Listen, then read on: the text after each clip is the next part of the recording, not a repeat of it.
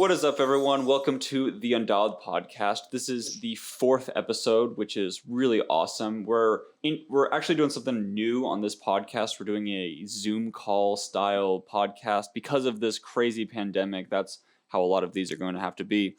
But we have a special guest today, and I'm going to have this special guest introduce himself. So, who are you, sir? Hey everybody, my name's Jon Hamrick. Everybody calls me Hammy, like the food.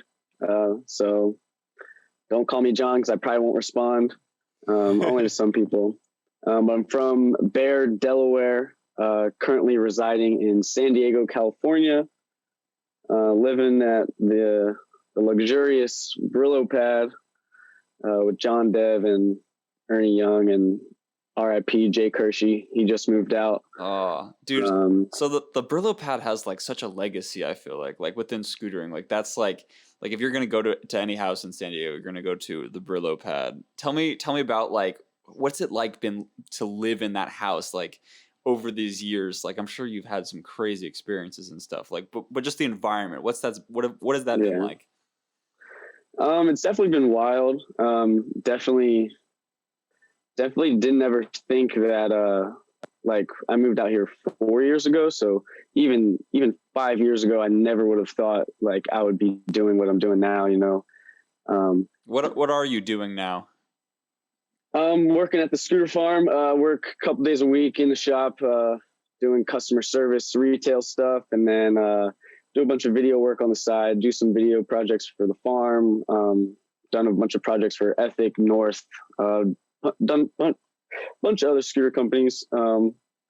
So pretty much just trying to shoot videos and take as many photos as I can, honestly. Don't let this man undersell himself. He is a great filmer and he's filmed some amazing scooter parts and it's been really sick. I feel like when you first moved to San Diego, you weren't so much of a filmer, but you've really grown into this position like because there's been such a need for us with the farm and just all of your friends that have like sponsors. What's that been like to be like the filmer, like becoming like the filmer of all these legendary scooter riders? Well, honestly, the very first time I really felt like, holy shit, like this is crazy was when Matt McKean had a video come out about like a year or two ago, I think, and he was hitting me up to like go out and film him and shit. And like I had the intro clip and I had his ender too. And I was just like, yo, like what? Like Matt has been a very good friend of mine for a bunch of years now. But as a kid, like Matt McKean was who I looked up to, like just as much as like kids look up to like Tony Hawk and shit like that, you know? Yeah, like, for real. Matt McKean was like the epitome of like a phenomenal scooter rider back in the day when there weren't too many I feel like very talented scooter riders. I feel like especially since you live on the East Coast and he was such an East Coast rider, you know what I mean? I feel like you were just you heard from people at skate parks about him and like he was just kind of the man. Oh yeah, definitely. I was in North Carolina in like my senior year of high school when I first picked up scootering again after quitting for a little bit. Yeah. A dude was like, "Hey, like, do you know a scooter rider named Matt McKean?" And I was like, the fuck? I was like, yeah. He was like, yo, I'm from Virginia. Like I used to like skate his local and like saw him there all the time. And like, he's so crazy. And I was like, yo, what the fuck? Like what a small world. For real, dude. I feel like the scootering world is such a small world. I feel like I come across people all the time like, yo, you know, so-and-so. And I'm like, yeah, actually I do. Like, dude, even just last night, a kid, like a homie that I'm friends with, grew up with on the East Coast, and he has nothing to do with scootering like with me. Like we weren't friends because of scootering or anything, and like shared Dante's backflip down El Toro, and I was just like, yo, like I know him, like it's my homie. Like for real. Like, they're like, what? And then like people tag me in like all these dudes like videos and shit. I'm like, yo, I've seen it. Like there's been a couple times where like some friends from high school will like send me an Instagram video of some scooter rider doing something.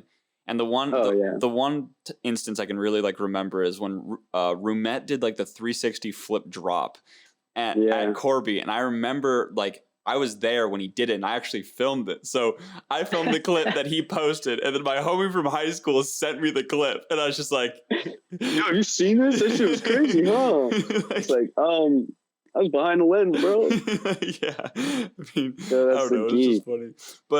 But dude, so tell me about like filming Scootfest, because Scootfest just happened, and that was like a crazy competition. And you've been doing all this filming in the past, and it's like led up because this is your most recent project, right? Yeah, Scootfest, yeah, for sure. So tell me what it was like filming all those videos, because you had like a short amount of time to do that. I feel like that was different than other video projects where there wasn't a constrained time frame like this. Like I'm sure you had to like just tell me about it. I'm so curious. Yeah. I was on this Scooter Farm went on a trip fucking, I don't know, probably about a month before Scootfest, and Chris Ferris came with us. So Yeah. so he like on the trip he was kind of in the background. He's like on the phone with like Action Space, like trying to like talk to people, and then like Scootfest got brought up, and he kind of gave me an idea of like how they were going to do Scootfest this year. It was really confusing.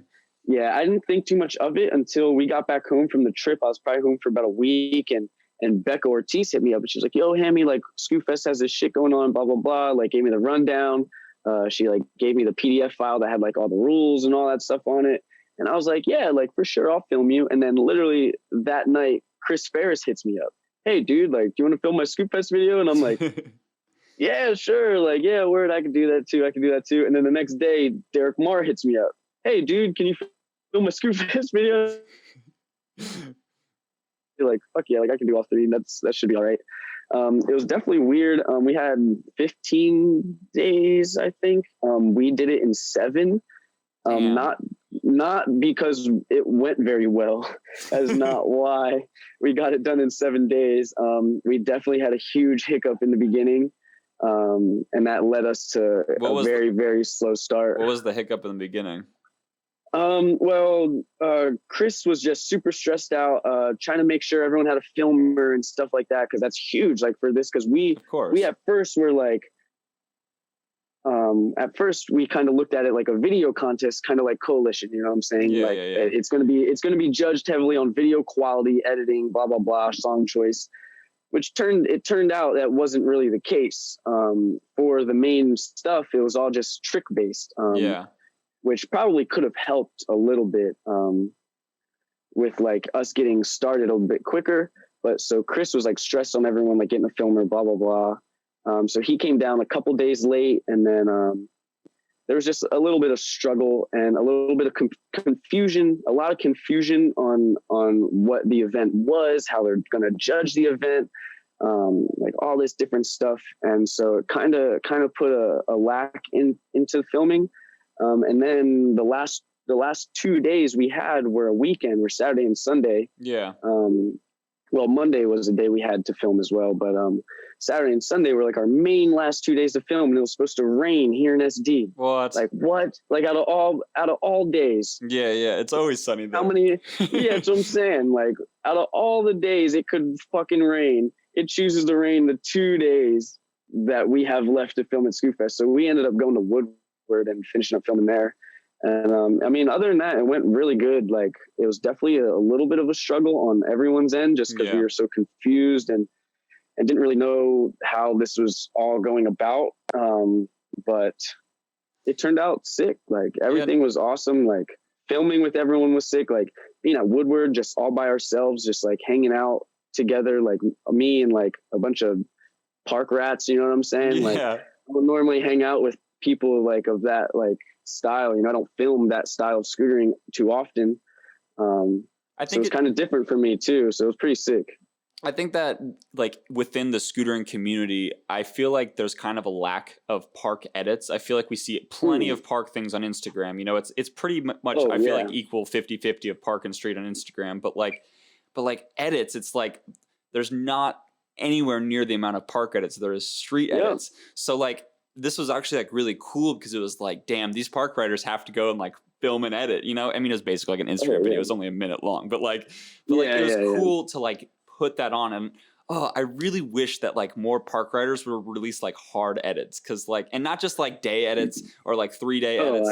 I mean, but take some months, take some time, like really take some time in the park to really film some crazy shit, like, and put it together well, you know, not just like, oh, I filmed this crazy trick, I can't wait to post it, but like film that shit and save it and like keep it with you. So like months down the road, it's not like a washed out clip. You're not like, oh, now this clip's stale. Like you hold on to a clip for months and it's still not stale to you or to the public.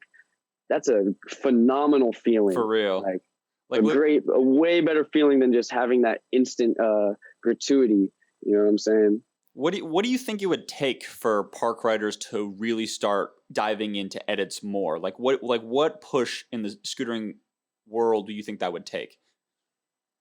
I think it's just everyone being friends and everyone just hanging out. Like, I mean, like Chris Ferris came with us on our filming trip for the scooter farm this past month, a couple of months, and it was like a 3.5 week trip. And he filmed, like, this is probably Chris Ferris's first full street part that he's ever done. And like, I knew that it would be crazy. Like, I was like, dude, Chris Ferris rode this so good. Like, that's what I'm saying. I was just like, dude, like, I just want to see Chris Ferris bar back up a handrail, like a real handrail, not something at a skate park, like at some school or in some alleyway. Like, you know what I'm saying? Like, I just want to see that so bad. And I just think it's going to take park riders, street riders to, I mean, dudes our age, we don't separate those two things. We know that we're all one, but the growing generation doesn't see it like that. So for in the future of scootering, for park riders to start creating videos in the parks like street dudes do in the streets, like it's just going to take them to come together and start being like, yo, we all just ride, like we all just scooter, and like people like different things, like just let them like shit. Do you know what I think is interesting is I feel like the reason that there's so many street edits within scootering is because the top street riders in the sport like really put a lot of emphasis on that. You know what I mean? Like that's a really like sacred thing I feel like for the street riders in the sport. Like you're gonna demonstrate your work with an edit. That's how it's done. And I feel like that's just kind of the norm. But I feel like within like potentially like the park side of scootering, I feel like the pros, their focus is competitions, and I feel like that same focus they have towards competitions is that same focus that street riders have towards edits. So I feel like for park riders to really start like filming edits consistently and wanting to put a lot of time into it, I feel like it would take a push from the older side of scootering, but like the park side of scootering, to do that. And I think a really good natural way for that to happen would potentially be contests that are video based. You know what I mean? Like, because that's kind of taking all of like the energy that park riders are putting into like comps, but then the comp is the video. So then all of that energy would be put into the video. And I feel like that might be able to start a path towards park riders making more edits, because I feel like the coolest thing about like park scooter riders is like how they are able to maneuver their scooter like in midair. And I feel like that's such an upper hand above street riders. It's like the average park kid can like triple up, fly out, like not a problem. But like in street, like triple up out of anything is like, oh, you did like a pretty hard trick out of that, you know? Yeah. So it's like you take a little like a park rider and you put them onto like riding rails, ledges, or whatever, and they just like they struggle with like the grind or like the street part of it, but then they do like some crazy tricks out, and it's just like I don't know, it's just so interesting that I wish these bridges would like gap a little bit, and I wish that kids would realize how much potential they have in like the whole broad range of scootering instead of just micro focusing on just one thing, you know? Oh yeah, definitely. When I was at Woodward, Cody Flom would like pick up my scooter. And my scooter is significantly bigger than Cody Flom's scooter. But he would pick my scooter up and like ride like the mini ramp, or just like even ride the spank and just do like simple grabs and like bar to grabs and stuff over the spank and stuff. And I was just like, oh my gosh, like, dude, I was like, Cody Flom, you on that scooter is so good. For real. And I was like, you need to film a street part. Like, I want to see you film a street part, but like I don't want to see you film it on this little scooter. I was like, I want to see you do it on the big scooter. Like, but Cody Flom at Woodward did in his Scootfest video, he did double bar front bride. That was insane. Over the spank. And I don't know, that was probably my favorite trick I've ever seen in scootering, in my opinion. That's just me. But when he did that, how do you do that? You like, woo, I was in awe. Like, I was just like, dude. But like when Chris was on our trip, he was like, dude, the one thing I regret is the scooter I brought, you know? And I was like, dude, well, like, why can't these park like white park dudes and street dudes. Like look at Tommy Christiana, Nick Tedrick, and John Dev. Like they were all huge park rats back in the day. Yeah, yeah. And we're doing crazy high flying tricks. Like John Dev used to like double truck fly boxes, like giant fly boxes. But they were That's on these so crazy to think about. tiny little. Oh, it is. It's insane. But they were on these tiny little scooters, and it's like Cody Flom's scooter is sick. Like for him, you know, for doing double bar front bri, like that's insane. You need a scooter. You need a scooter that size. But they like, what's wrong with having two scooters? Like get two scooters, film a street part. You know, like also do both. Like you have the capability. But it all leads down to that. Competition is their biggest thing, you know, like competing is their biggest thing. Cody Flom goes out and films a street part, breaks his fucking leg, backlipping some stupid handrail or like board sliding a handrail. Like he's going to feel so dumb. He's gonna be like pissed. Like he's going to be pissed at himself, you know? Yeah. Like, it's like how I am at a skate park. Like I go to a skate park and I try some dumb trick and I hurt my wrist and then I can't film. I'm like, dude, like what? Why am I trying this? Like, dude, I could have totally just been chilling. Yeah. So there's, it's hard. It's hard to have these park dudes go out and film crazy videos, you know, because like to them, that's not their main goal. Their main goal isn't to film those crazy videos. I feel like there's also like quite a bit of back end stuff that needs to happen for an edit to like really work well. And I feel like you can't go to the skate park with just your iPhone, for example. Like you need to have like a camera. The next thing is like, if you have a camera, you need to also have a computer. And then you need to have a computer that has an editing software. And then once you have the editing software, then you have to like learn how to use all of those things. You know it's a lot. It takes a lot. It definitely takes a lot. But I also think it comes into play with companies and what they want from their dudes. It's like, mad dudes who ride for these big fucking companies, they're like, oh, you have to post this many times on Instagram. It's like, yo, fuck that. Like, why don't you tell them like you have to be filming for a video or something? Like dude, I miss like park videos. I miss park videos so much. Like growing up, like I started riding in 2006. Like that's all I had. I didn't have Instagram. I didn't have all these things where it's so quick to just like get these clips and shit like right to your fucking eyes. It's like, dude, I miss that. And I feel like that's what scootering is missing. Like we're missing that soul, you know, So here's an interesting concept that I've thought about quite a bit. And I think it's potentially an area that scootering lacks a little bit compared to, I'm going to compare it to skateboarding. And I feel like one thing about skateboarding that's such a critical factor in skateboarding is the fact that Thrasher basically uploads all of the skate videos. And that's really awesome because when a video gets uploaded to Thrasher, it's like it already has an audience that's following Thrasher that's gonna like see all of that stuff. So it's like people don't have to go to a whole bunch of different like in scootering. If somebody wants to like see an edit for a particular person, it's not going to be on like one YouTube channel. You know what I mean? It's going to be like they have to find out who the person is sponsored by. Go to their YouTube channel that probably has like 2,000 subs, and then go watch the video. And because it has 2,000 subs, it doesn't do well, and the person gets discouraged because they think that those numbers are a reflection of who they are as a person. But it's like if we had some sort of central page in scootering where all edits got posted, then I feel like park riders would have way more of an incentive to film edits because they knew when that edit was done that X amount of people are going to see it because every single upload up until then got a lot of views and got a lot of attention. And I feel like that's a critical area within scootering that like needs to be bridged in some sort of way. It's just a consistent, easy place for media to be consumed. One spot. And that's what I've really like tried to do with like the Undialed Instagram on like for at least like Instagram videos and clips. Like the whole like initial idea was like if somebody's like into scootering, they can like follow Undialed and get like a taste of what the community is. You know what I mean? A taste of like a whole different aspects of riding.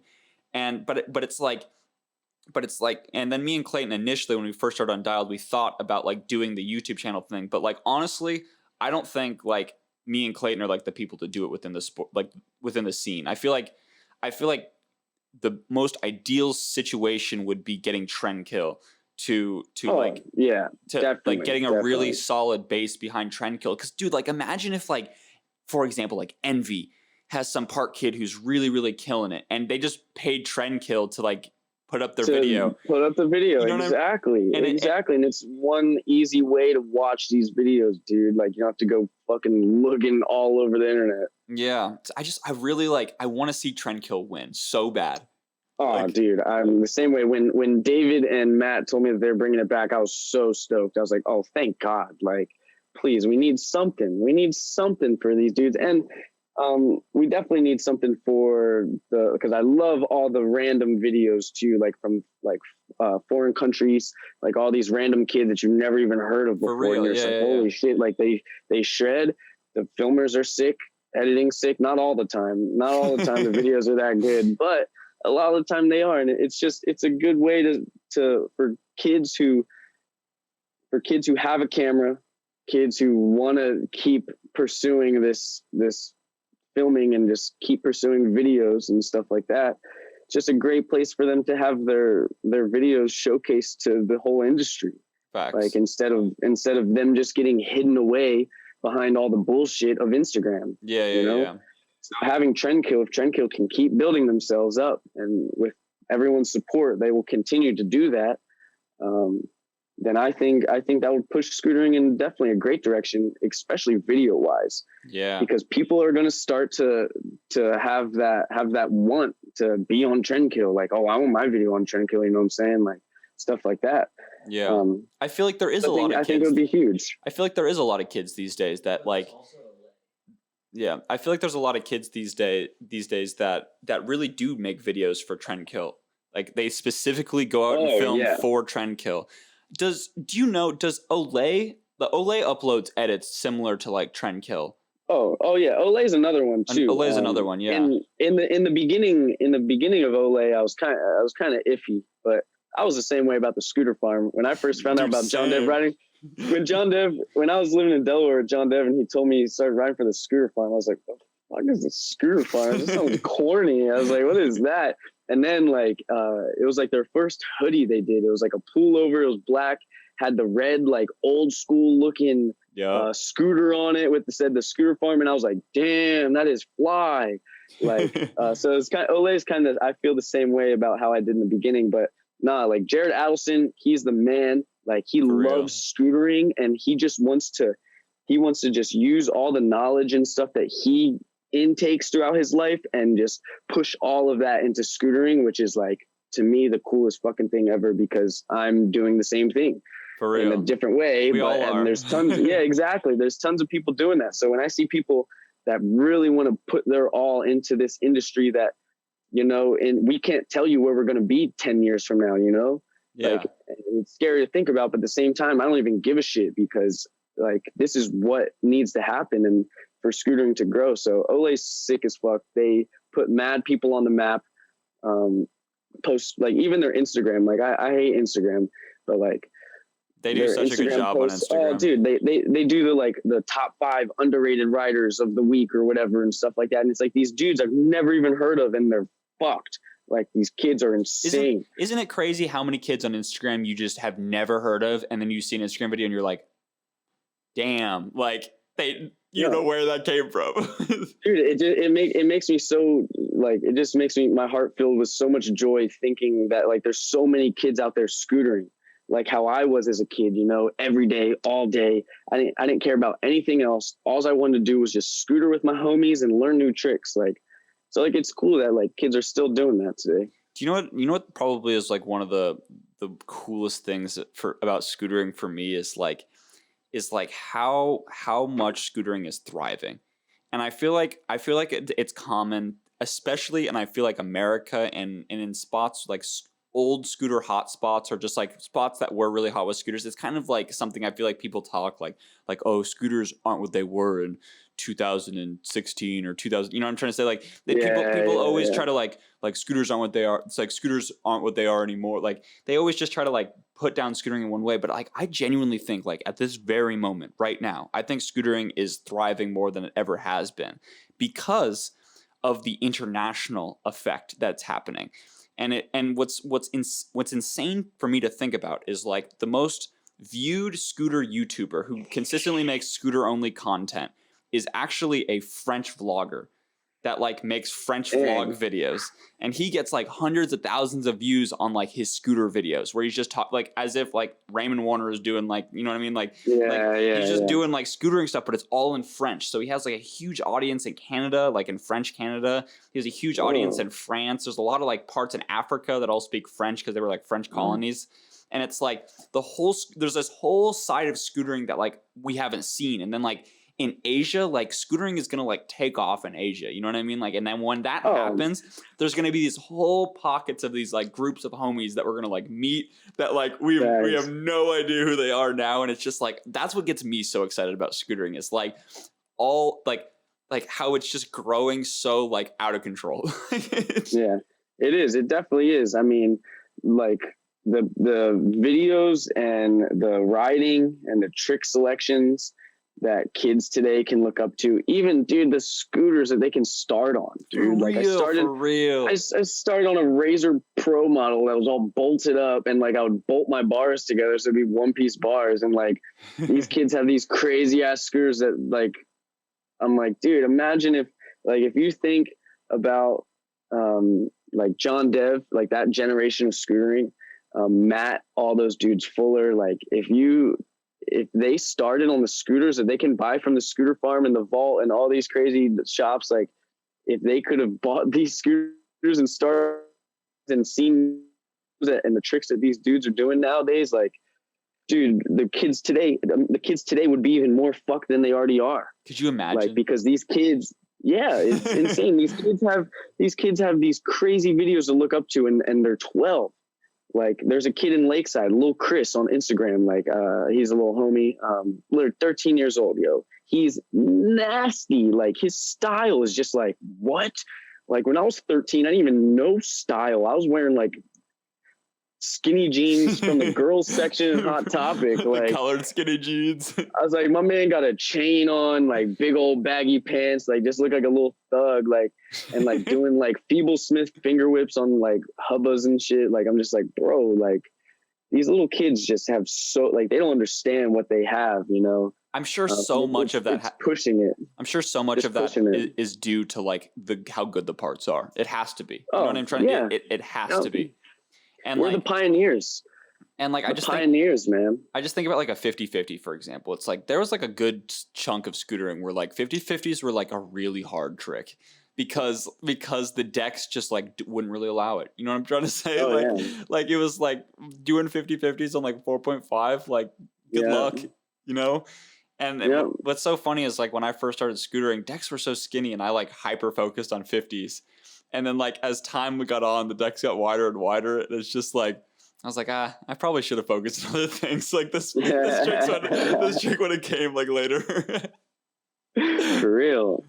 But so the tricks itself, man, like 50s happen, like 50-50s have been happening for a long ass time. Like I used to ride, like I would get long ass axles and put like a shit ton of bearings on them, you know, on my like pro mods.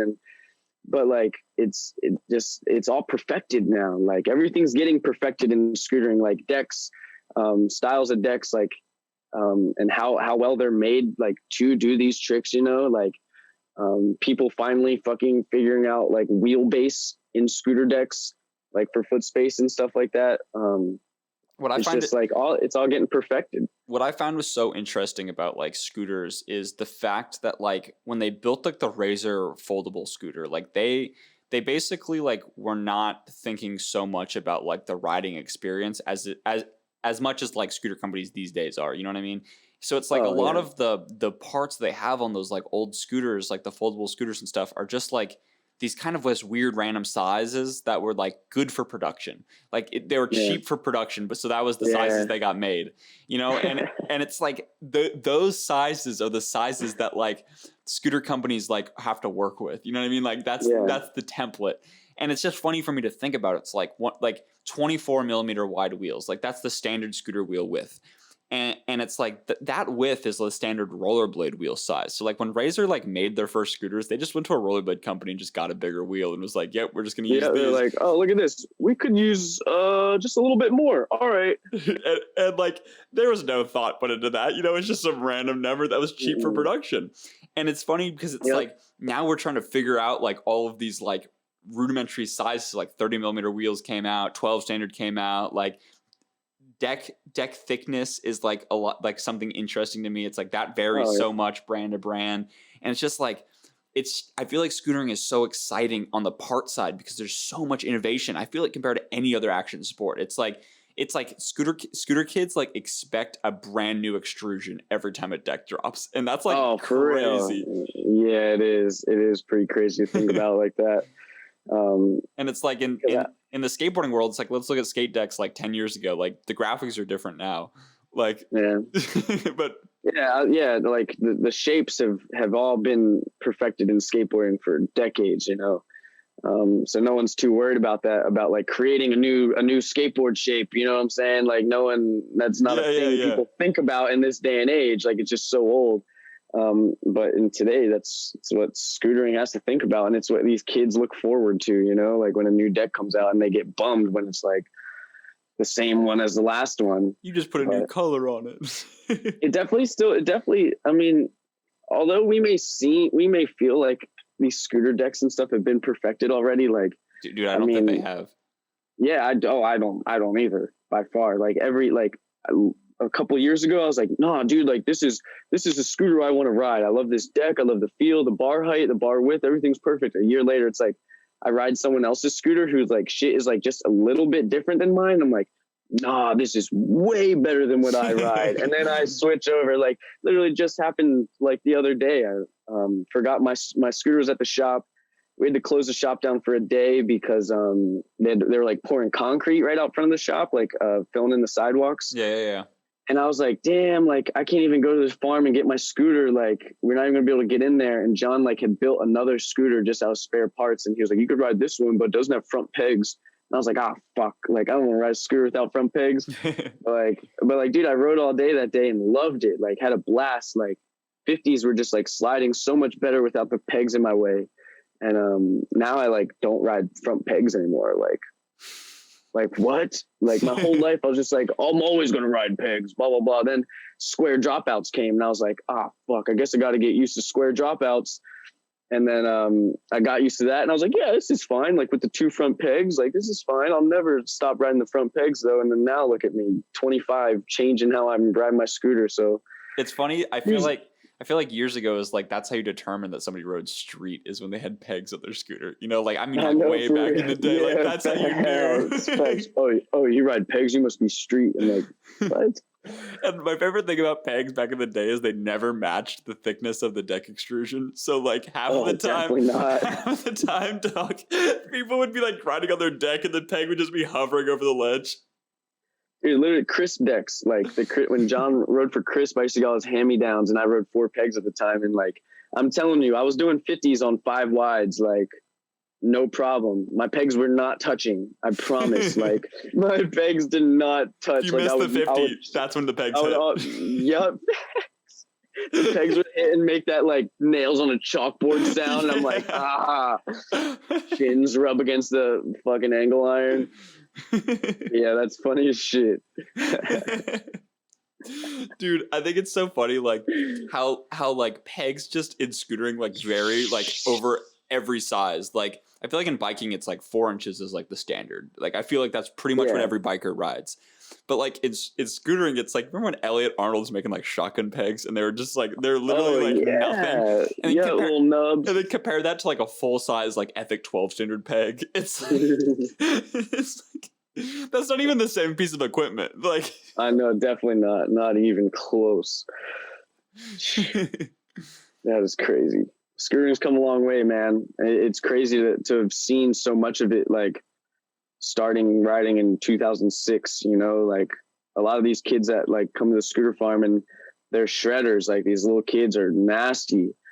And they're just like, when did you start riding? And I was like, you weren't even born, dog. Like that's weird to think about. Like, cause I'm only 25. Like that doesn't feel that old, you know? Like, Yeah. and then when I'm around these kids, I'm just like, what? Like, you're telling me you weren't even born yet? And like, they're what do looking you at mean? they're looking at you like an old man, like you got your life figured out, and you're just like I don't even know if to eat for dinner tonight, kid. They're like, oh, he's got a car. Oh, he's got facial hair. He must know what he's doing in life. He has a girlfriend.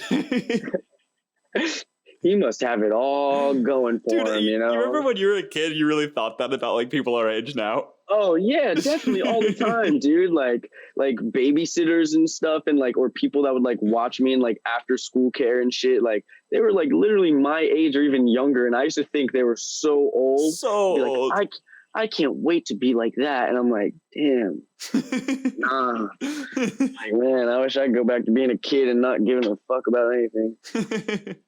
For real, dude. Like, I feel like, dude, what's so funny is like, I feel like I kind of like I really try to make a point out of like Undialed, like make a point between like me and Clayton and just like Undialed in general. I really try to tell kids like, yo, me and Clayton like don't know what we're doing. Like we're trying to figure this out like every day. Like oh yeah, like and then I like tell them the next thing. It's like, you know, everyone in this world doesn't know what they're doing. Like everyone's trying to figure this out. Because I feel like kids these days I feel like especially with like the social media influence on their life, I feel like they have a lot, like so much more pressure to like feel like they have to have things like figured out, you know? But no one's got shit figured out. Nobody. Facts. And it's just like I feel like I'm in like a unique position in scootering where I get to like tell kids that, like tell kids like, yo, no one knows what they're doing. And like they actually listen to me, you know what I mean? And I feel like that's like I feel like you're in the same position like working at the farm where like when you tell a kid something, they're gonna listen to you because because they care about scootering, you care about scootering, you're like a gatekeeper to them or something like that. You know what I mean? Oh yeah, they walk into the scooter farm. And they look at the employee. Like, I mean, it's not many employees at the scooter farm, but they like look at us behind the counter, like we're some like not like, I don't even know how to put it, but they look at us different just because like they love scootering and this is where they get all their parts. And like when we have summer camps and we get boxes of parts in that we need to like stock up in the shop, like me and Doug are always like, hey guys, you want to like put away some parts? And they're all just like, yeah. I'm like, hell yeah, because I do not feel like stocking all this stuff. Just so Tom like, you Sawyer guys got it. so hard. Facts, exactly. But they just see it so much differently because this is something that they just care about so much more than like when they go to school, like that not everyone is scootering at school, you know? So this is something that is very, very personal to them. You know, scootering is a very, all action sports is very personal. Yeah. And I think that's why like we all love it so much because there isn't anyone telling us what to do. We don't have coaches on the sideline yelling at us, making us do drills and making us practice tricks and all that stuff. Like if I don't want to do a trick, I don't got to do it. Yeah. You know what I'm saying? So I think that's another cool thing too about scootering, and kids see that. Kids understand that it's personal to them and that no one else is doing it like besides them and their homies. Facts. So when they see people like us, they're gonna look up to us. Like even if you're the scummiest person on earth, you could be Stan Smirnoff, and fucking kids are still gonna look up to you because you can air 30 feet over coping. Like, you know what I'm saying? Like, for real, dude. So listen to this. I feel like scootering, like I was thinking like a while ago about like why do people like love scootering? Like why do I love scootering? Like why do people in general like love scootering so much? And I think it comes down to two things. It comes down to how organic scootering is and how specialized scootering is. And let me explain really quick. I feel like when you go onto like any action sport, like if you hop on a skateboard, if you hop on a bike, if you hop on a scooter, if you hop on rollerblades, like no matter what you hop on, I feel like at least to scooter riders, like scooters felt like the most organic thing right off the bat. And then the next step beyond that is specialized. I feel like one reason people really love scootering is how specialized they can make their equipment compared to other things. I feel like, and that goes along with just scooter riders' personalities. Like if you look at any scooter rider, like they're going to have some crazy little phone case. They're going to have some stickers in some weird spots. Everything in their life is so specialized. You know what I mean? And it's like, I think that's such an attraction to scooter riders to scootering is the specialized like end of it. And I feel like the other side of it is the organic side of it.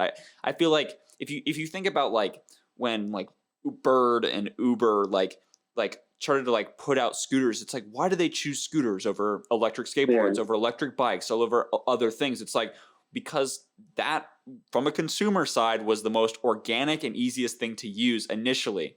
And the other thing about it is it's also the thing that can make the most specialized. If you look at every single scooter company, they all have very unique looking scooters. Oh You yeah, know what I very mean? different. And I think that it's just so interesting, and I think that's why scootering has so much longevity and so much like, and it's going to be around for so long, is the fact of how organic it is and how specialized it is. I think those two factors are so critical to what scootering is to like to everyone, you know? Oh yeah. Oh dude, I mean, I used to say all the time, man, like if the pro side of scootering ever dies, like dudes getting paid by companies, blah blah blah, like contests die out, the whole competition scene, street riding dies out. These scooter shops, like the Vault, the Scooter Farm, Bayfront, like all these scooter shops, like from the whole globe, there's tons of scooter shops. Dude, for real. They're always going to thrive because a kid is always going to you have to learn how to skate. You have to learn how to ride a bike. You have to learn how to ride on roller skates. Like a scooter, literally anyone can pick up a scooter and go on it. Anybody. Like, yeah, there's some people who can't do it as well as others. But it's significantly easier and way more like susceptible to society as a whole, from this age of 5 all the way up to your fucking senior citizens. You know what I'm saying? Like, yeah, it's anyone can get on one and just push on it. You don't have to learn anything. Like, so I don't know. Scootering will always be around no matter what. Like, I think another thing that attracted me to scootering so much compared to like skateboarding is when I first got into scootering, I got this sense that I was like on the forefront of an industry. I felt like if I was to like pick up and really specialize in skateboarding, I would be basically joining an already moving train, like joining an already moving thing that where I wouldn't potentially have a critical piece in it, because all of the critical pieces have pretty much happened, and unless you want to become top of the top dude, you know? And I feel like one thing that really attracted me to scootering was just how kind of things were unorganized, and there were so many niches for me to like fit in. And I feel like that's one thing that's so awesome about scootering, especially like for anyone getting into it now, is it's like we're writing the history of it right now. You know what I mean? Like people talk about like, oh, the OGs of the sport or whatever, but it's like yo, like all of us are really gonna be OGs. You know what I mean? Like we're like, there's even levels, dude. There's levels of OG, you know, like it. And people your age, you're all going to be your own generation's OG scooter riders, you know? Like there's going to be kids who grow up like watching you ride and watching Undialed and all that stuff, like, and they're to them, that's going to be the origination of scootering to them, you know, and to all these other people. So there's definitely going to be levels of OG-ness for sure. I could definitely see that. And I'm so excited. Like I feel like the beautiful thing about scootering is the fact that like it's such a self-supported industry. Like we don't really have any outside influence help compared to other hobbies. You know what I mean? And would be nice, but I feel but I feel like that's inevitable. I feel like it's inevitable that it's going to happen. And I feel like once that initiation happens, and I feel like once the perception of scootering in the public eye kind of flips and it becomes something that people really want to, like, it becomes a desired thing instead of kind of a, you know what I'm trying to say, like an undesired, like once it becomes like the shit to do, then scootering is going to pop like more than it ever has, like, period. And I can't wait to have like history in the sport before all of that happens. And then when it does happen, it's just like, we worked for this shit. You know what I mean? Like, yeah, hell yeah. I mean, I tell John, I tell Tommy, Nick, like all my homies that are all out there riding for companies and pro scooter riders, like, yo, we're the pioneers. Whether you want to fucking accept it or not, like we're setting kids up so that like little Chris, who's 13, the little homie that we be riding with, like, it's so kids like him, when he's our age, fucking 12 years from now, when he's our age, he will be able to make a living wage off of scootering, you know? Like, it sucks that there's so many dudes who cannot make a living wage from scootering, and it sucks, but you have to come to the realization that it's not plausible in today's industry, and the industry's still growing. There's so much growing left to do in the scooter industry, like so fucking much. So we have to accept that. Like for me, instance, it's easier because I'll probably be filming these 13-year-old kids when they're in their 20s. You know what I'm saying? I'm gonna be some old head with a camera filming, you know, like I'll always be able to do that. It's like, but not everyone is going to be able to ride. Like people like Badger, like Reese, John Dev, like you're not going to be able to ride and do these things forever. Like, so you have to come to terms, and it's going to make it easier on yourself, but you have to come to terms that you're not going to be the best of the best forever. And you're not going to be able to live like Nyjah Houston at this day and age. You know what I'm saying? Like how he can live off this skateboard paycheck and have all these brands, blah, blah, blah. But like, we're giving the opportunity for kids. Like we're building those bridges right now that are going to allow a Nyjah in the future of scootering to happen. Dude, like John Dev said to me the other night, he said, dude, as long as kids will remember me, like we remember Rodney Mullen, he was like, I'll be okay. I'll be perfectly fine. I was like, if 20 years from now, if people will still remember John Dev's video parts, still remember his nose manny and manual game, you know, like everyone still takes that to heart, and everyone still realizes that he is the one who had like broadcasted this form of technical riding into the industry, because he is one of the first people to really bring that kind of riding to this industry. And he's a pioneer for that, dude. Like it's like that line from The Office, like Andy says at the very end, I wish I knew I wish I, yeah, exactly. I wish I knew is in the good times, you know? So it's like, I wish we're realizing that now. Yeah. What was it? It was, I wish that when I was in the good times, I knew they were the good times. Like, something like that. I think it's so funny. I knew exactly what line. Yeah, facts. But that's what it is, man. It's like, we're realizing that now that, dude, like this isn't gonna, you're not gonna be able to live off as a 25-year-old adult who's a pro scooter rider, like who's strictly a street scooter rider. You're not competing, you know, you're not competing anymore in contests. Like you're probably not going to be able to live the rest of your life off of just that. You're going to have to find something else. It's definitely a hard pill to swallow for some, but to me, if you really love scootering, it's not even going to matter to you. Like you're going to be hyped one day because, dude, these people like who are such OGs in the industry right now, they are the ones who need to branch off and start their own shit, because they're the ones working / riding for these corporate companies. And it's like, yo, learn what they're doing, learn what they're doing right, learn what they're doing wrong, and then branch off. That's what skateboarding did. Yeah. All the industry, all the companies you see in skateboarding right now is all skater owned dudes. Like they all skate. They were all skaters at one point. And they all worked for these shitty corporate assholes who all they wanted was to get money for themselves and just fucking feed off of skateboarding and didn't really care about skateboarding at all. Those dudes saw that and were like, dude, fuck you guys. Like, we're going to quit from you guys and we're going to branch off and we're going to start our own company. Facts. And then that's how all these companies came to be. And they're corporate companies now, but they're skater owned corporate companies, like at the heart of it. For real. And that's what scootering needs. Scootering needs that desperately. Especially if we want to have dudes who ride strictly in the streets and are strictly filming video parts. You know, they're not competing. They're not doing high flying tricks. For dudes like that to eventually get as recognized as dudes like Jamie Foy and Nyjah Houston and all those street skaters, it's like, we need stuff like that.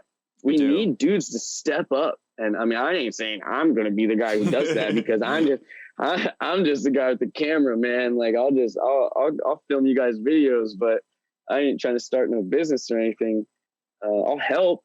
I'll do the best I can to help you guys. But I just think that would be the next step for scootering, in my opinion. If you had to write down a list of the steps that scootering has taken from 2000 all the way up to 2020. So in 20 years of scootering, I think the next step would be fuck these corporate companies.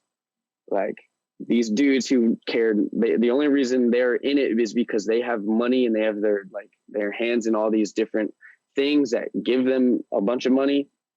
Well, they work hard for it, get money, but they work hard for other money. But then they see scootering and they just see like, oh, like this kind of booming, like this is popping off. Like we could do some cool stuff. Like, and so they get into these industries, start these companies, make these brands. They last for a handful of years, make great parts, blah, blah, blah. And then boom, out the window. There they go, So I think some older riders are going to have to step up one of these days and really, really take initiative business wise in the industry to save it. Like, I'm not saying it's dying, but I'm just to get these dudes paid, to get filmers paid, to have filming and photography be such a huge part of scootering, like it is skateboarding, BMX, surfing, snowboarding, any sport, basketball, field hockey, like any sport, like video and photos are such a huge part of it.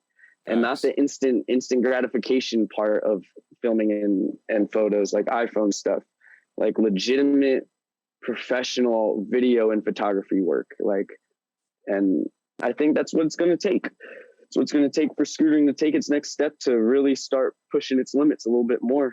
So do you think that, from what you're saying, do you think that the pandemic is potentially good for scootering then? Because I feel like that's been like almost been clearing out a couple, like all kind of just like the shitty brands. Like it's been clearing out just like it's basically testing brands right now. Like, do you love it? Do you love it? Are you going to keep it? Yeah. You know what I mean? Like, exactly. Like you're not going to make any money immediately, but are you going to keep it? Like, it's kind of putting this pressure, and a lot of companies are cracking under it.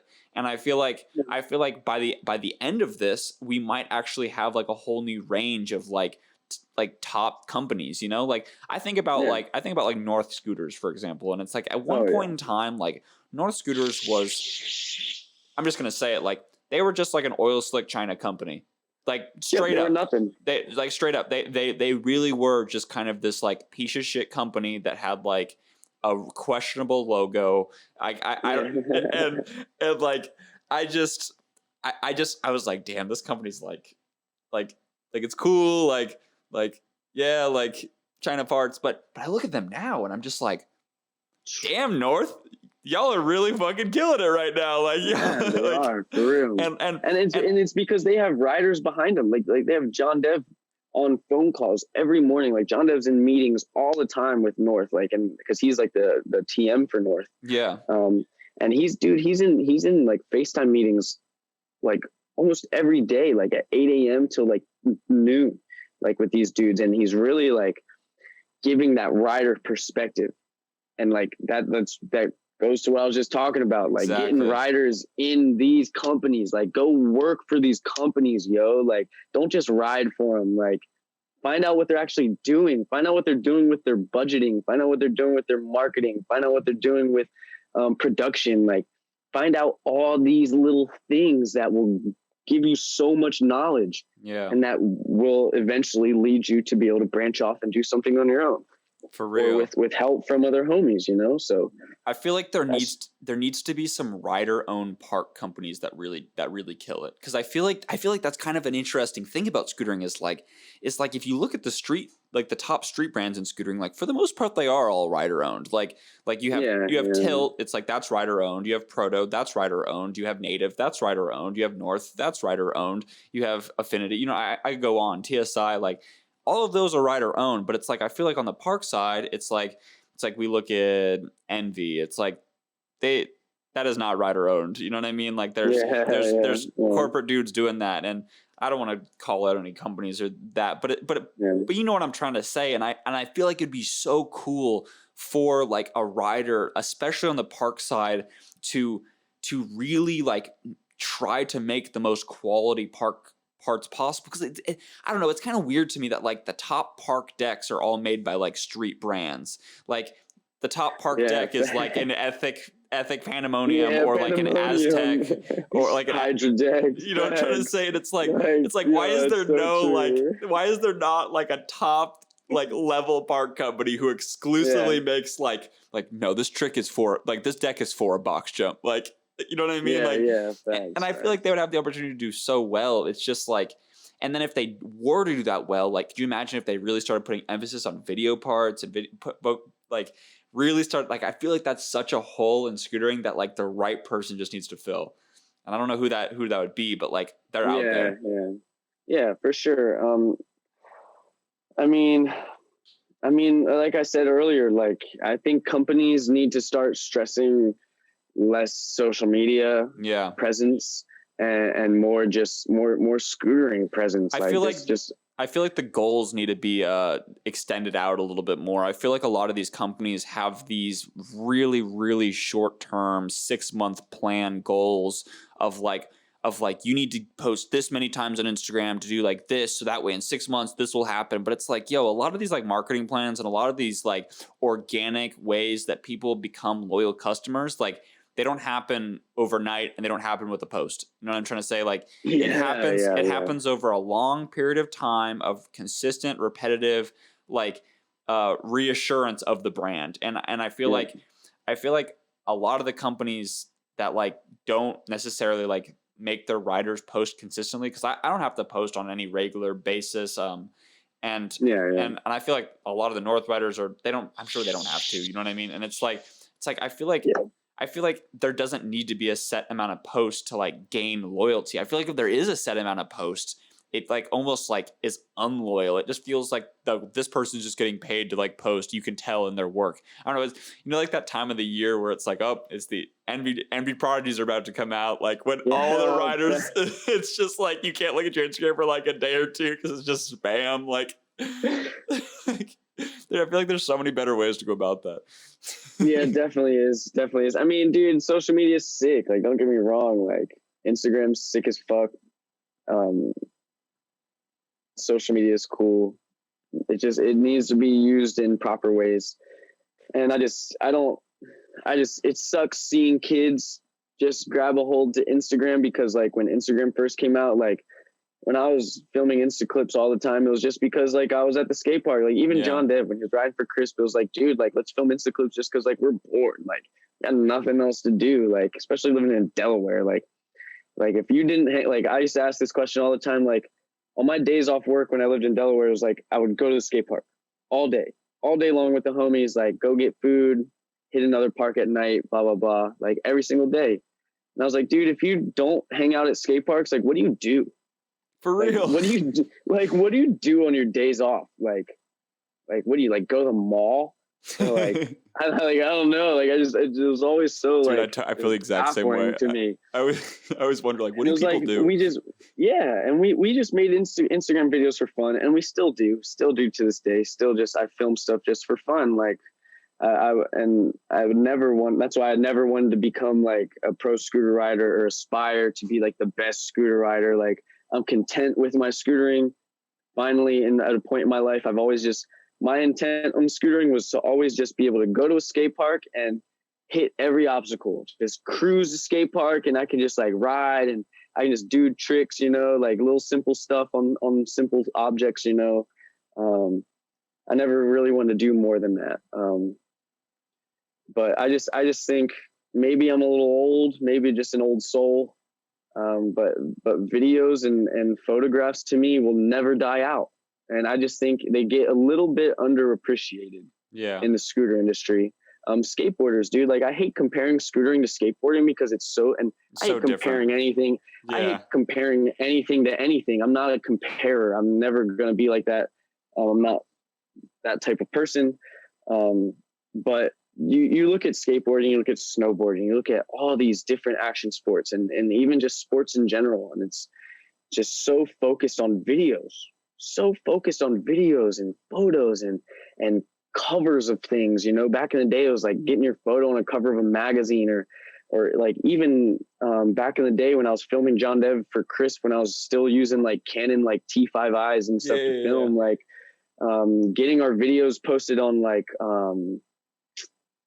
well, Trendkill was around at the time, I think. So I think I had a couple Like of videos Inside was the on one that Trendkill. But posted inside scooters and like Scoot Mag and like all these other things was just like, yo, like that made me so hyped. Seeing my video on there, like seeing a video I made on there was just like, oh shit, like that's so sick. Like, and I didn't even care like about like views. Like I never would like go to Chris YouTube and be like, how many views did my latest video of John Dev get? You know, like I never worried about that. But just knowing that like it's posted on this website that's not mine, that like I did not personally post, like I just made the video, put it out to the world, this place grabbed it and put it on their own thing, like that was so sick to me. That is sick. And when you look at all these other industries, dude, there's people that they send out skaters and a photographer to go just shoot photos at spots, like not even film. Like they'll do some fucked up trick on this crazy ass spot just for a photo. Yeah. Like, and that's how important photos are to the skateboard industry. Oh yeah. And that's what needs to happen from Scootering. But it's all up to these companies. These companies don't have much money. They already are paying. They already all want to have their pro teams stacked as fuck and have all these crazy dudes just for the clout. Like, you know what I'm saying? Like they want them because they have all these followers on Instagram. So they put them on their teams and they stress Instagram stuff. They stress social media stuff, but it's like, there's other things that should be stressed. And some, like, I'm not saying like, yo, if someone has a shit ton of followers and are really good at scootering and you want them on their team because of that, that's not a bad reason to have them on your team. Definitely makes sense, but push them to start doing better things than just Instagram. Like start making people appreciate videos. Like Jordan Robles just linked up with Rudy and like filmed a park video for Ethic in North Carolina. And like, yo, it was the fucking best video I've ever, like best park video ever. Like other than the one Parrish filmed with Tommy for the scooter farm a while back. Like, dude, there's not many just like well put together park videos. There's not. Just like, yeah. And like Devin Sidlowski had asked me, he was talking about Scootfest. He was like, how did that feel? Like, is that weird? Like going to a skate park and having like a real ass camera? Like, isn't that weird? And I was like, no. I was like, that should happen. I was like, dude, I would go to Linda Vista and see people like shooting, like skateboarding with red cameras in the bowl. And I'm like, oh shit, what are they doing over there? Like, run over there, see what they're doing, see what they're shooting with. Like, I love that stuff. I love seeing professional work get done in skate parks because, like, why not? Why not? Like, skate parks are literally built perfectly for you to do tricks on, unlike street spots. So it's like, why not film a real video there? Like, yeah. Now that's interesting that Devin asked you, like he asked you, like, oh, you went to a skate park and filmed like that. Like with a real camera, like I don't know. I feel like he like has been at skate parks. Like I feel like I've seen edits of him that like are filmed like HFCs at skate parks. I literally told him, I said, dude, I literally filmed like a minute and a half video of you at Linda Vista like a couple years ago. Like, you know, obviously know what that's like. He just likes to shit talk a little bit. Yeah. When shit isn't as cool as he thinks it's supposed to be, you know. Yeah. But that's just Sev Dev. I love him so much. So tell me something real quick. So Claremont is closed, right? Oh yeah. So yeah, we sneaked in through a hole in the fence. But you guys still filmed there. Yeah, we went through a hole in the fence. tell me about that. Tell me about that. Oh well, dude, they've been closed to the public since March. And Domo, Dominic Trone, he rides there all the time. He's like, dude, we just hopped the fence. And I was like, where? They don't even care? He was like, no. He was like, dude, they have summer camp still going on. And he was like, they would see us riding and like not say anything. And then when we were filming there for Scootfest, like right when we were packing up to leave, an employee had came and like he was hella chill. Like he was mad cool. He was just like, oh, what's up, dudes? Like just wrapping up. And we're like, yeah, like just doing some filming for this video contest, blah, blah, blah. He's like, oh, fuck yeah. And he was like, yeah, summer camp's about to start. What did you guys like come through the hole in the fence? And I was just like, yeah. And like, I was like, I ain't gonna lie, you know, like Sean Cardwell was like, what hole? Like I like what's the word? Sarcastically, he was like, Yeah. "What hole in the fence?" But I was just like blatant, like, "Yep." Came through the hole, and he was like, "Oh, word, that's cool." He's like, "Yeah, like as long as you guys aren't here, like when the kids are here, like I don't care." And I was just like, "All right." I was like, "Dude, that's what I said to all of them. Everyone, like all the Scootfest riders I was with, they were all like, 'Oh no, like we're breaking into Claremont.'" I was like, "Dog, this is not my first rodeo of breaking into a place to ride it." So I was very laid back. So that brings up an interesting question: Is Claremont now street? Pretty much, because you got to break in there to get in. You got to hop a fence. You got to hop a fence to ride it. Like how is it not a spot? It's now a spot. Claremont Skate Park is now Skater Cross is a spot now. It's a street mega ramp. The street mega ramp. Funny. When parents come into the farm, they're like, "Oh, is there any skate parks around?" You'd be like, "There's a pretty good spot down the street." Yo, they told me today actually. Everyone like hopped the fence and shit to go ride Claremont yesterday, and some kid like snapped his leg, dude, and they had to like call an ambulance, and like the ambulance had to like fucking like cut the gate to like get in to like get this kid who like broke his fucking leg like in like dude. Dom said like he snapped his leg so bad, and then they said like kids were like breaking into like the little like you walk to get into the skate park, you gotta walk through that little building at Claremont. Like kids were breaking in there and like stealing shit. Damn. I was about to say it's only a matter of time before some kid really fucks themselves up there at the skate park. It's only a matter of time. Like if there's no supervision, like even if there is supervision, now, dude. It's like imagine if they're breaking in. Like that's not like a little ramp just to like goof off on. Like that's like a real thing. Definitely not. Like they still have their like one little section with like the mini ramp, like with the fly out and the like little down rail. Like this whole street section's gone. They're going to completely rebuild that, but it's all under new management now. So like, what? Yeah, when we're supposed to build a new street section at Claremont. Yeah. Yeah. Damn. Yeah, facts. I heard that too. The Woodward dudes are supposed to come do that shit. They have everything, like they have all the wood and all the material like laid out in the park, but like all just like stacked up and shit in like a corner. But I just know it's under new management, and we weren't able to like bring our summer camp kids there all throughout the summer. I've never heard the guy's name who runs it now. I've never heard any details. I just like know that he's just like not down for SD anymore. What? Yeah, like that's why they didn't have one. Wait. Year. Well, not the one that Andrew canceled, but the next one they were gonna have another one after Andrew canceled the year prior, and then the dude doesn't want it. The dude who owns apparently I heard this. I do not know if it's 100% or anything, but that's what I heard, that he was just like not down. I was like, what do you mean you're not down? Like it brings so many people to your fucking skate park. Like that's like such a legendary scooter comp. Like they can't just cancel that. Like we'll just street jam it. We'll just say meet up at the park at this time. Yo, meet up at the Claremont spot. Imagine doing a jam at Claremont and calling it a street jam. We'll ride the street mega ramp, dude. It's fucking hesh. It's street now. I can't believe that. Oh my gosh. So is that like the only park in San Diego that's really been affected, or has all the other ones like tell me what's COVID been like in SoCal? Has it been crazy? Dude, the beginning of COVID, me and John Dev filmed an entire part up for him for North. That's coming out kind of soon-ish. I don't know. Hell yeah, I love his videos. We're pretty much done. I don't know why we haven't done anything with it yet. It's literally on my computer and finished, so I don't know. But yeah, dude, I was filming. I was going to school. Like, dude, it was the best. Like, COVID was honestly sick in the beginning because, like, dude, we could go to schools every single day.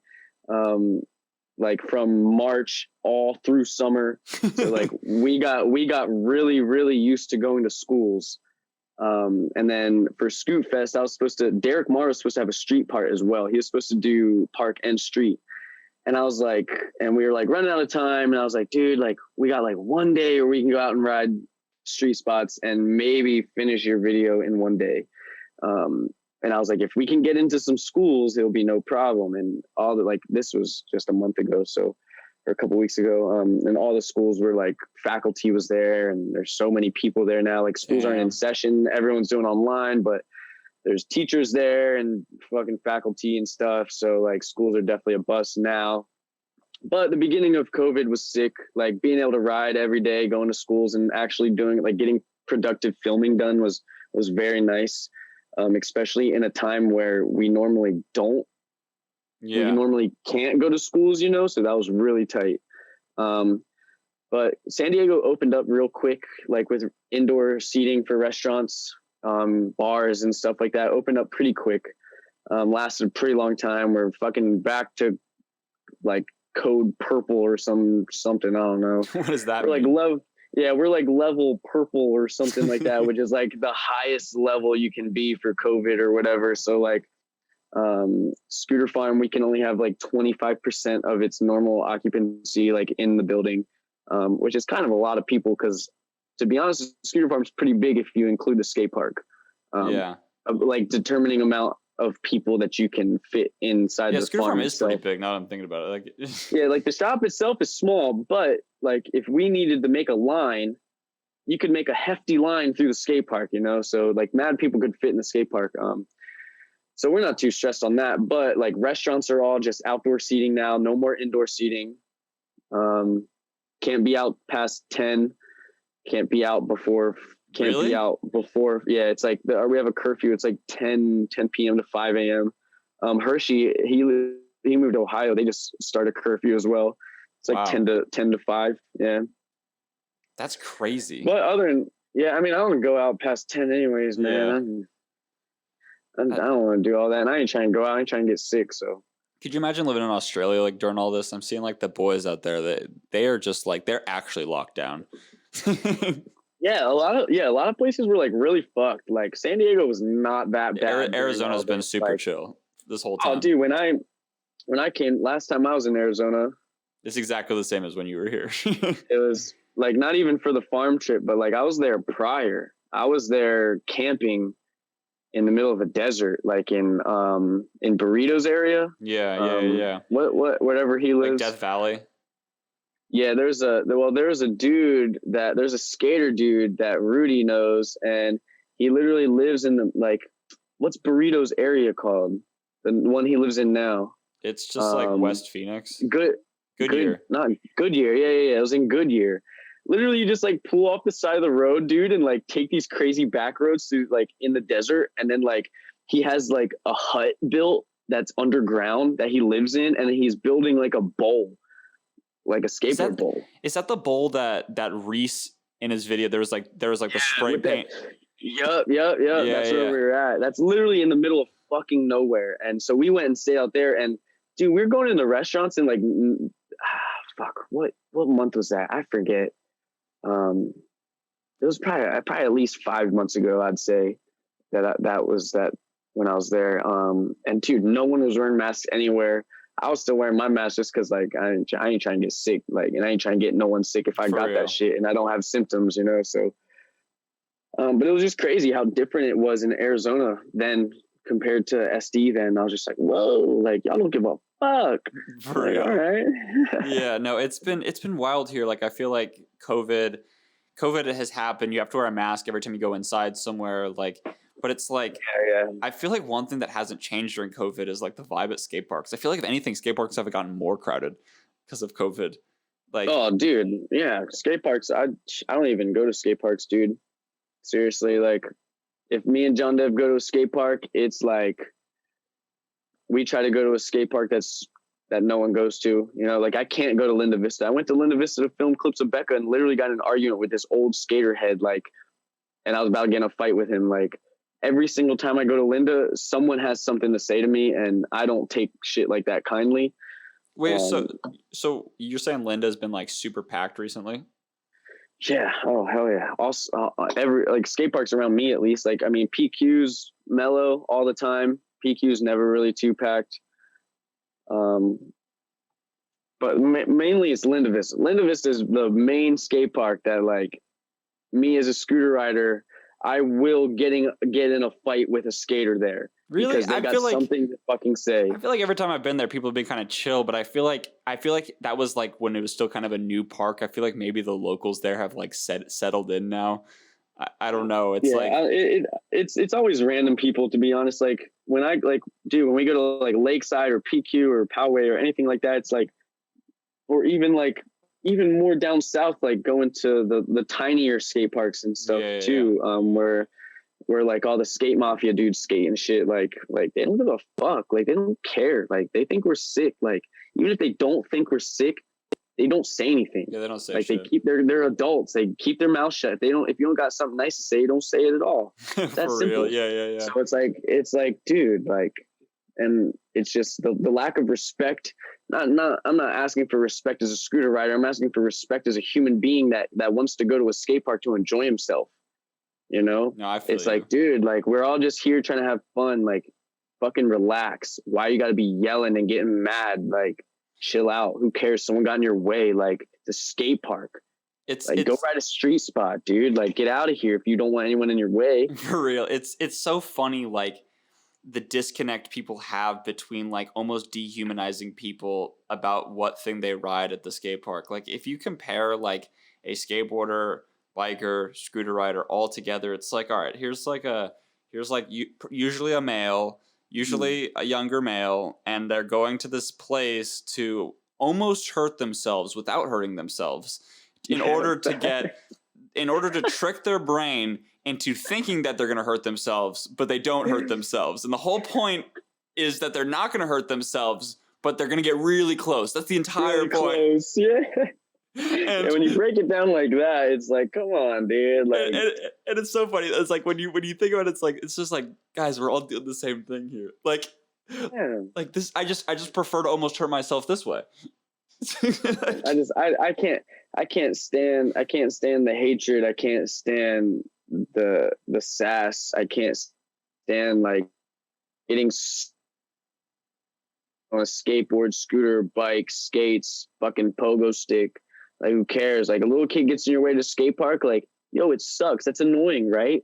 But like, is that really going to ruin your day?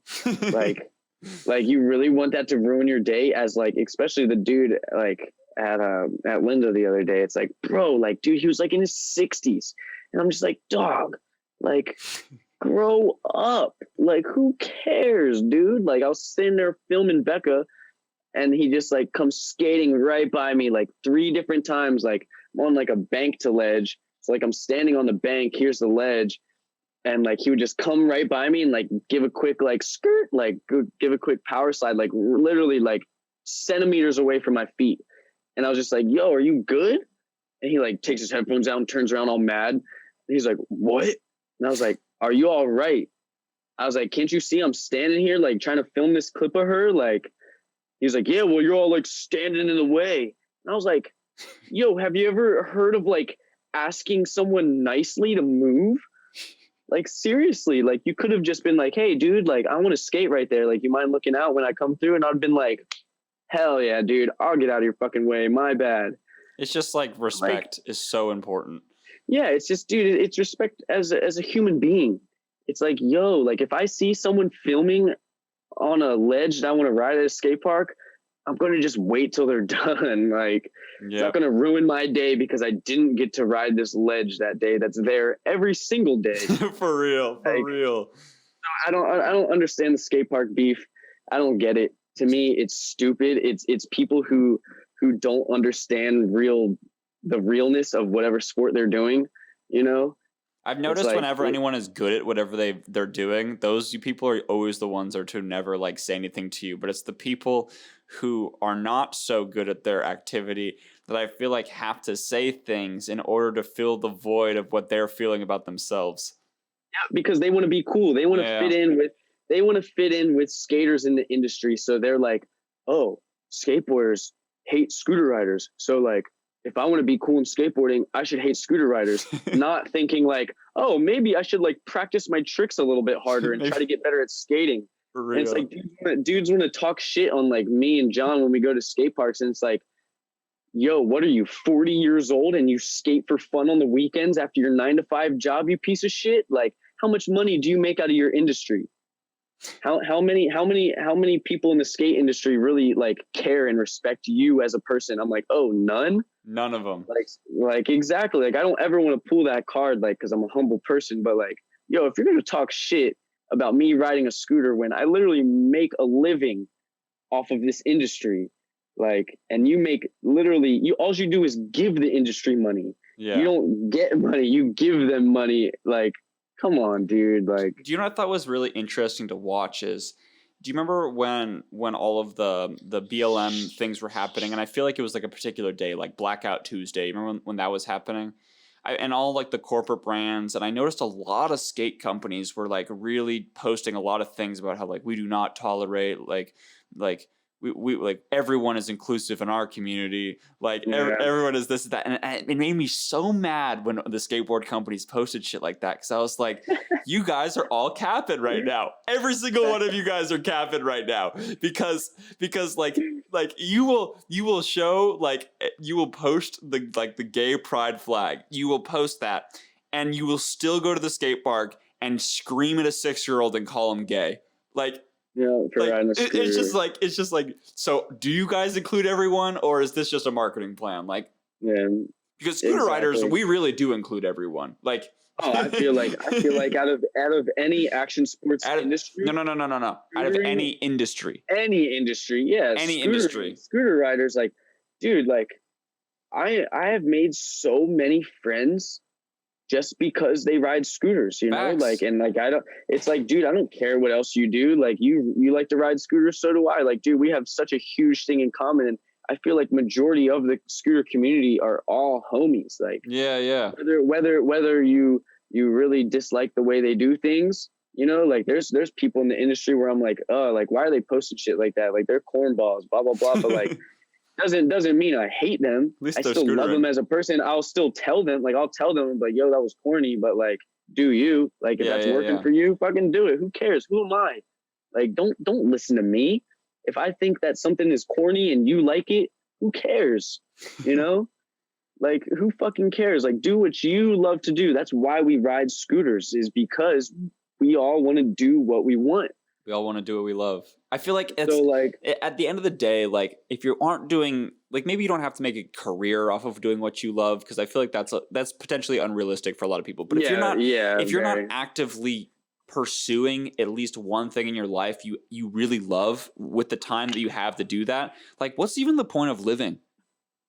Like, nothing. You're just hating. You're a hating ass bitch. It's like if you're your whole life. If you're not really doing something in your life, and that could be basket weaving for all I care. But if you like, it's like if you're not doing something you love, like why are you here? Like you went through like the crazy odds of actually being born a human to sit around and not do something you love, not to pull those chemicals out of your brain that make you feel so good. Yeah. Like, what? Fuck you. Like, like, you need to be doing something. I always feel bad for him, because it's like, damn, you're missing out on so much of like the color in life. Yeah, some people just don't find that shit. Some people just don't. Some people find it in different ways. I feel like. What if people find? Do you ever think about like? Do you ever think about like, what if people from like different generations were just born? Like, what if the best football player of all time was born in like the 1600s? And like, he just was a farmer. But like, if he was born now, he would have been like the King Tom Brady or something. Facts. No one will ever be able to surpass the guy that was born in the 1600s, that was, like, in God's eyes, was supposedly supposed to be the best football player, but no, you guys just didn't want to invent it yet. Like you see those mountains over there? He really could throw the ball over them. Oh yeah, facts. He could throw pigskin over on mountains. But damn, dude. Well, hey John, we've been talking for a while, and I've really enjoyed what you've had to say. I feel like you're such a positive person for the scooter community, and I'm so Thank happy you. that you're Thank like you. a piece of it, and that you're motivated and you're stoked and you just want the best out of it. I feel like that's why I wanted to have you on the podcast. I needed to show Yeah. people who Jon is, because I feel like you're such an amazing guy. So thank you so much for coming on. I Hell really yeah, appreciate baby. it. Yeah, no problem, bud. Thanks for having me. I enjoyed this a lot. It was a lot of fun. Hell yeah. Well, thank you guys for tuning in. Look out for the next episode, and leave your comment about this episode, because I really want to hear what you guys say. I'm going to go through and read all those comments. So yeah, just thank you guys for tuning in. Thank you, Jon, for taking your time and doing this for me. And yeah, well, I'll talk to you soon. All right. All right. Hell yeah, baby. All right. Peace out. All right. Peace, baby.